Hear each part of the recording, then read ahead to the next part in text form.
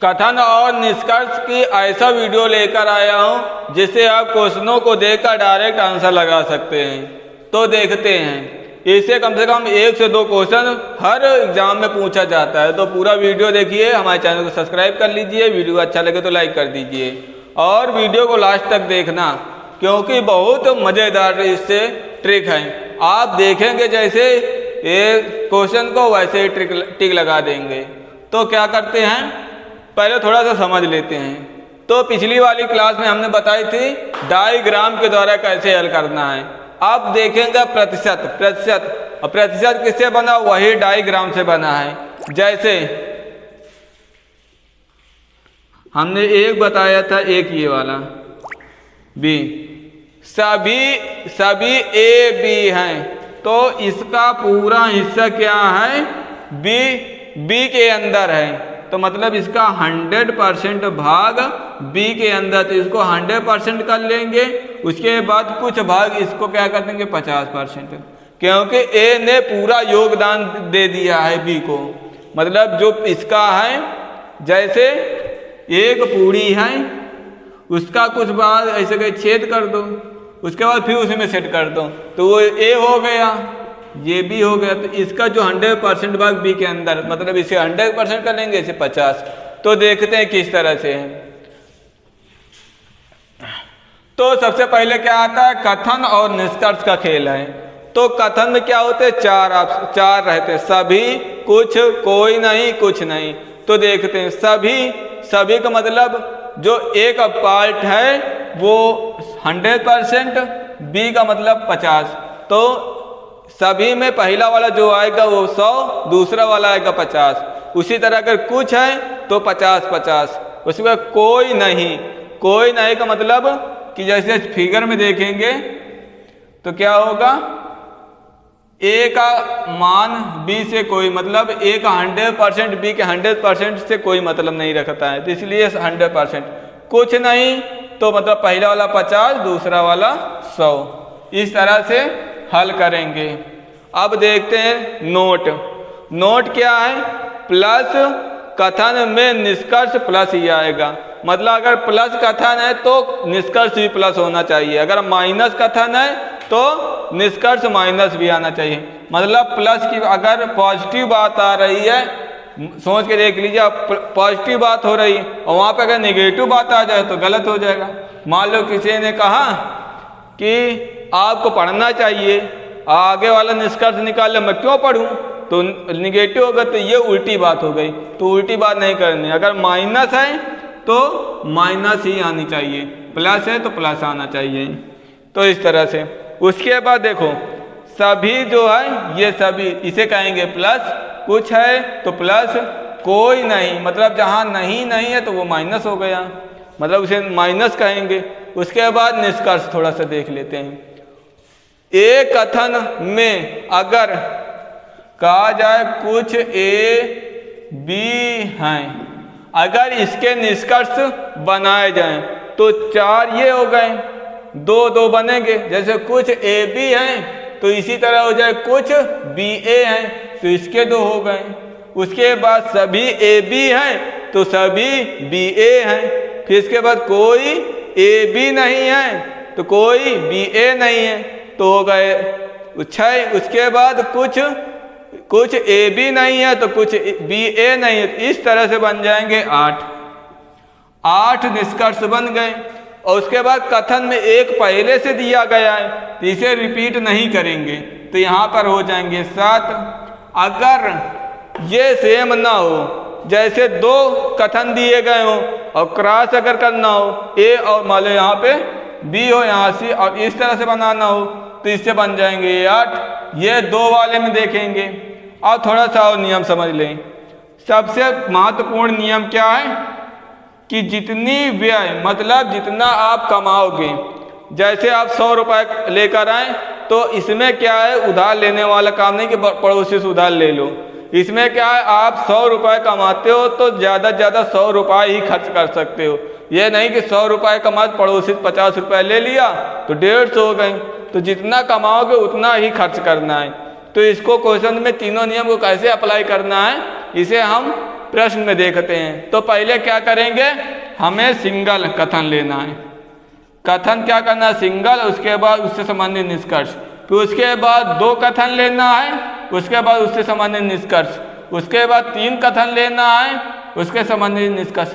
अधिक से अधिक इतने ही प्रश्न पूछे जाते हैं। यह वीडियो कम से कम 2 से 3 पार्ट में आएगा। तो आगे देखते हैं।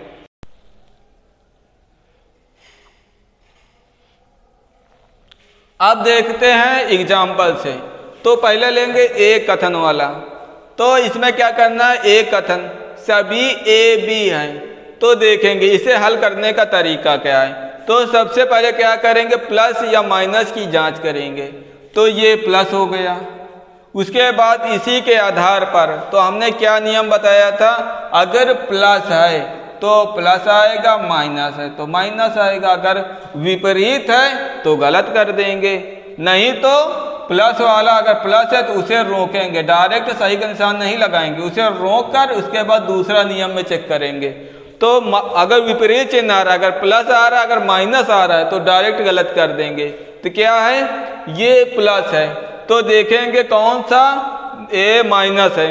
तो देखो ये वाला, ये माइनस क्योंकि नहीं है, ये माइनस, तो ये चारों ऑप्शन माइनस है, जबकि कथन में पॉजिटिव बात कही गई है। तो निष्कर्ष निगेटिव नहीं आना चाहिए, इसलिए ये गलत हो गए। अब देखते हैं ये 3 में पॉजिटिव बात कही गई है। तो अब ये देखेंगे, दूसरा नियम लगाएंगे, क्या है, मान देखेंगे और व्यय और खर्च। तो क्या करेंगे, अगर सभी है तो 100 50, कुछ है तो 50 50, कोई नहीं है तो 100 100, उसके बाद कुछ नहीं तो 50 और 100। उसके बाद जितना कमाई करेंगे उतना ही खर्च करेंगे। अगर उसके नियम का विरोध कर रहा है तो गलत कर देंगे, नहीं तो सही। तो क्या करेंगे, अगर सभी ए बी हैं तो 100 और 50 है तो 100, इसे 100 करेंगे, इसे 50 कर देंगे।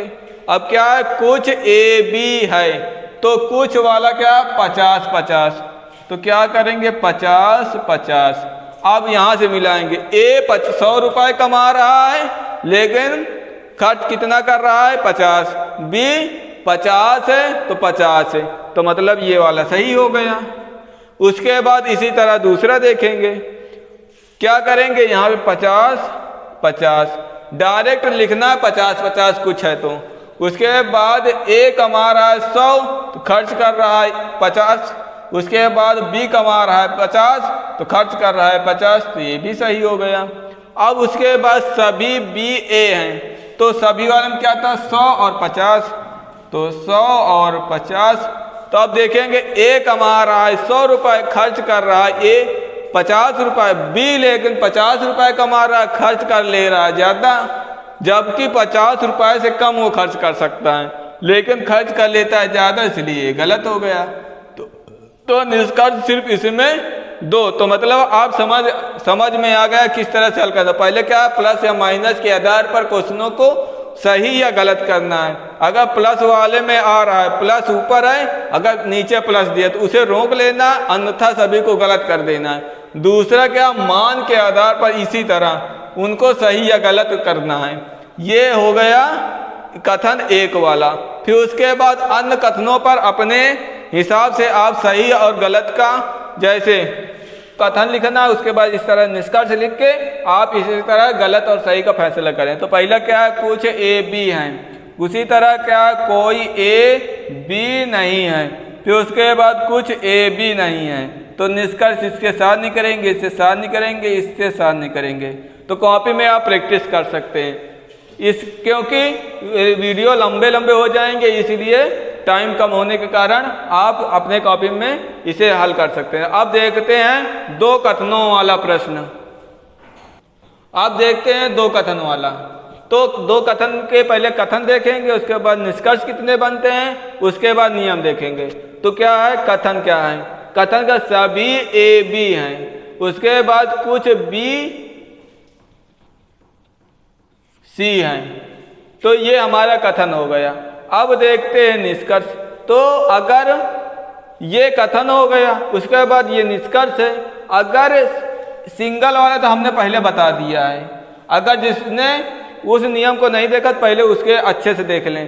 तो क्या करेंगे, सिंगल वाले में क्या है, सभी ए बी हैं, तो इसके संबंध में अगर निष्कर्ष बनाना तो ए से बी अगर निष्कर्ष बने तो एक तो सेम ये तो है ही है, वैसे बनने चाहिए 8, लेकिन अगर इसे काट देंगे तो बनेंगे 7। उसके बाद इसी तरह इसको देखेंगे, कुछ BC हैं तो एक कथन तो ये तो लिखा है, इसे रिपीट नहीं करना है। उसके बाद बनेंगे 7। उसके बाद अगर इससे बनाएंगे AC से तो बनेंगे 8। कुल मिला के एक कथन में 8 निष्कर्ष निकलते हैं। अगर सेम ना हो, जैसे सभी AB तो एक तो यहाँ निकल जाएगा तो 7 बनेंगे, अगर अलग अलग बनाना है तो क्या होगा, 8 बनेंगे।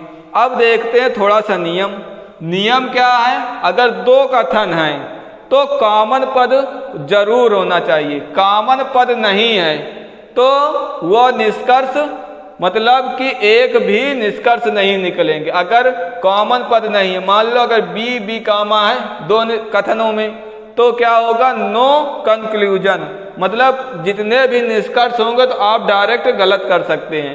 फिर उसके बाद क्या है, दूसरा नियम आप समझिए, मतलब कॉमन पद नहीं है या कॉमन पद होना अनिवार्य है। अगर कॉमन पद नहीं है तो कोई निष्कर्ष नहीं निकलेगा। कुल मिलाकर तो कोई निष्कर्ष मतलब सभी गलत हो जाएंगे। दूसरा क्या है, कॉमन पद में एक का मान 100% होना चाहिए, मतलब कि अगर यहाँ पे 50 आ चुका है तो यहाँ पे 100 होना अनिवार्य है। अगर नहीं है तो जितने भी निष्कर्ष आएंगे सभी गलत हो जाएंगे, मतलब कोई निष्कर्ष नहीं निकलेगा। तो इससे 2 निष्कर्ष 2 में हो गए।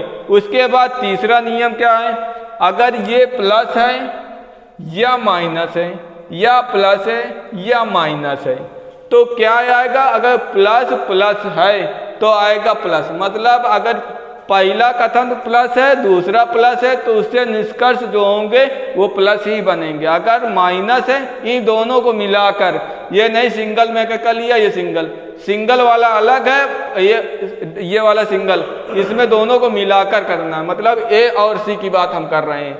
तो प्लस है तो प्लस प्लस है तो प्लस आएगा, माइनस और प्लस है तो माइनस आएगा। उसके बाद पहला कथन अगर प्लस है दूसरा माइनस है तो आएगा माइनस।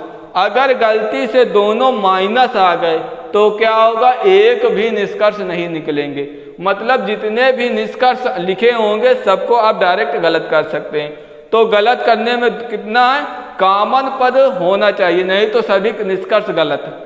अगर कॉमन पद में किसी एक का मान 100 नहीं है तो तब भी पूरे निष्कर्ष गलत। फिर उसके बाद तीसरा क्या है, अगर माइनस माइनस है तो तब भी पूरे निष्कर्ष गलत हो जाएंगे।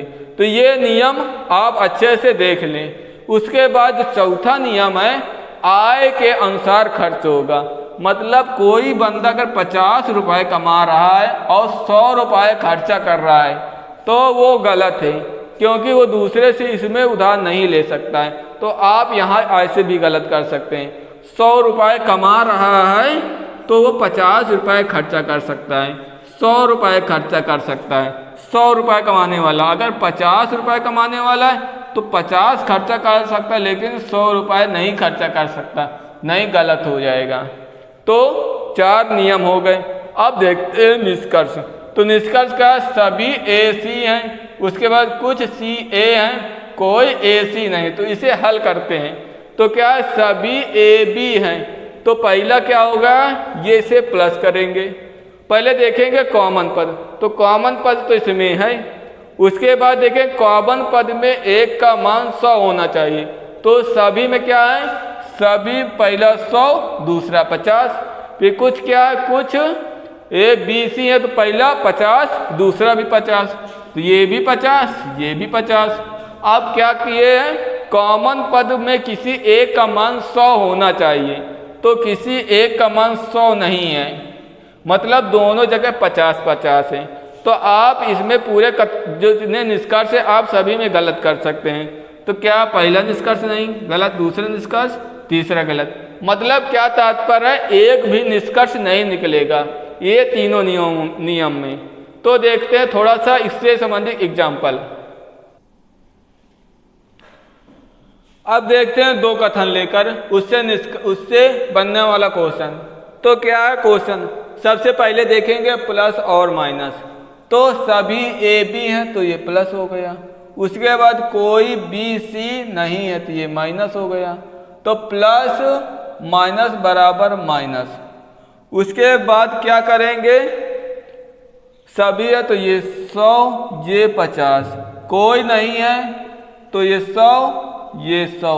नियम क्या कह रहा था कि कॉमन पद का जो मान होगा किसी एक का मान 100 होना चाहिए। तो देखो 100 है, मतलब सही हो गया।